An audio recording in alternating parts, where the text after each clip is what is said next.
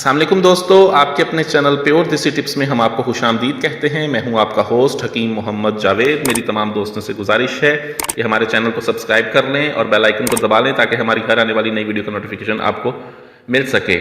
Video अच्छी लगे तो वीडियो को लाइक ज़रूर किया करें, वीडियो को दोस्तों के साथ शेयर किया करें ताकि दूसरे लोग भी इससे फ़ायदा उठा सकें। दोस्तों, नफ्स की कमज़ोरी के लिए, नफ्स की कुजी के लिए, नफ्स की लागरी और सुस्ती के लिए एक बहुत ही ज़बरदस्त नुस्खा लेकर आपकी खिदमत में हाजिर हुआ हूँ। ऐसे तमाम तर अफराद कसरत मुबाशरत की वजह से या कसरत मुश्तज़नी की वजह से जिनके नफ्स बिल्कुल सुकड़ चुके हैं, अंदर की तरफ घुस गए हैं, नफ्स में मोटापन नहीं रहा, नफ्स बिल्कुल पतले हो गए हैं, नफ्स में खम पड़ गया है, टेढ़े हैं नफ्स, या नफ्स में इंतशार नाम की कोई चीज़ नहीं है, सख्ती आती है लेकिन टूट जाती है, नफ्स बिल्कुल सख्त नहीं होता, उनके लिए बहुत ही आला, बहुत ही ज़बरदस्त नुस्खा है। ये नफ्स की तमाम ब्लॉक रगों को खोलता है। नफ्स की ऐसी तमाम रगें जो बिल्कुल धागे की तरह बारीक होती हैं, दबाव पड़ने से या रगड़े लगने की वजह से जो कमज़ोर हो जाती हैं, ब्लॉक हो जाती हैं, उनको खोलता है, उनमें जान पैदा करता है, नफ्स के पट्ठों को मजबूत करके आपके नफ्स की ग्रोथ करता है। ऐसे तमाम तर मर्द हजरात जिनके नफ्स कसरत मुश्तज़नी या मुबाशरत की वजह से सुकड़ गए हैं, ठीक है, उनको उसके लिए भी ये नुस्खा बहुत ही आला है। पेंसिल नुमा पतले नफ्स के लिए भी नुस्खा बहुत ज़बरदस्त है। ये नफ्स को मोटा भी करता है। इसको किस तरह से बनाना है और क्या इस्तेमाल है, इसका मुकम्मल तरीकाकार आपको बताऊंगा। तो बगैर टाइम ज़ाया किए वीडियो शुरू करते हैं। इसमें सबसे पहले हमें जो चीज़ चाहिए वो है अक्कड़ कढ़ा। अक्कड़ कढ़ा चाहिए आपको 10 ग्राम, खालिस अज्जा लाजमी लें, ठीक है।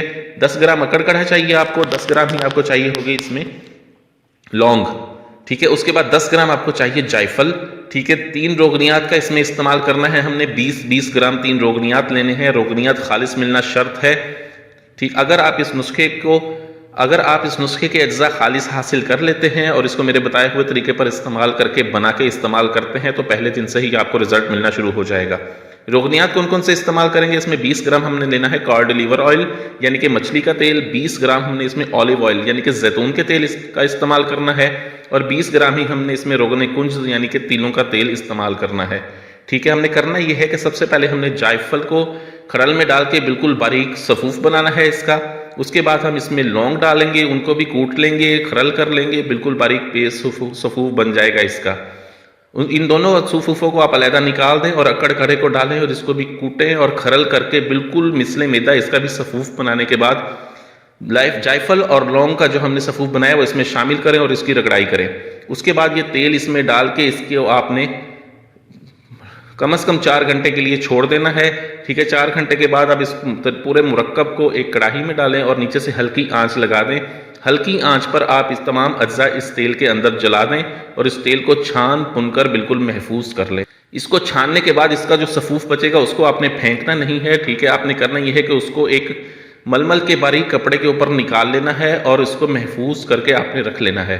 हमने करना यह है कि सबसे पहले जब भी आप इस्तेमाल करने लगे तेल, आपने उस मलमल के कपड़े के ऊपर जो इसका सफूफ निकाला होगा उसको तवे के ऊपर हल्का हल्का सेक के पहले नफ्स की आप टकोर करें, ऊपर और साइडों पे टकोर करने के बाद, ठीक है, 2 से 3 मिनट टकोर करें। उसके बाद इस तेल के आपने 6 कतरे नफ्स के ऊपर और साइडों पर मालिश करनी है, ठीक है। 3 मिनट मालिश करने के बाद इसके ऊपर कोई सूती कपड़ा हल्का सा लपेटें और सो जाएं। पहले दिन से ही आपको रिजल्ट मिलना शुरू हो जाता है। बहुत ही आला, बहुत ही ज़बरदस्त नुस्खा है ये। इसको बनाएं और इस्तेमाल करें। मुझे अगली वीडियो तक के लिए इजाज़त दें। शुक्रिया, अल्लाह हाफिज़।